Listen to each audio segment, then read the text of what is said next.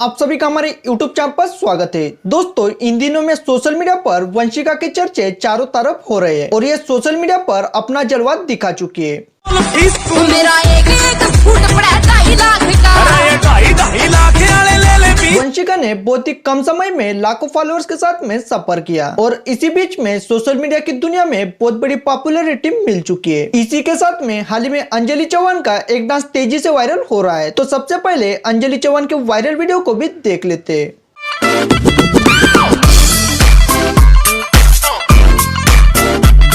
अंजलि ने इस डांस को ट्रेंड के साथ में चलते हुए बनाया था, जिसे लोगों ने बहुत ज्यादा पसंद किया है। अंजलि का ये नया अंदाज देखकर इसने अपने चाहने वालों की दिल जीत लिए। अंजलि के इसी अंदाज की वजह से इसने इंस्टाग्राम पर 2 मिलियन फॉलोअर्स कंप्लीट किए। आपको अंजलि का नया अंदाज भरा डांस वीडियो कैसा लगा और कितना एंजॉय किया आपने अंजलि के इस डांस को, ये हमारे कमेंट बॉक्स में जरूर बताएं। उम्मीद करते हैं वीडियो आपको पसंद आएगी, तो वीडियो को लाइक कीजिए और चैनल पर नए हो तो हमारे चैनल को सब्सक्राइब जरूर करें। धन्यवाद।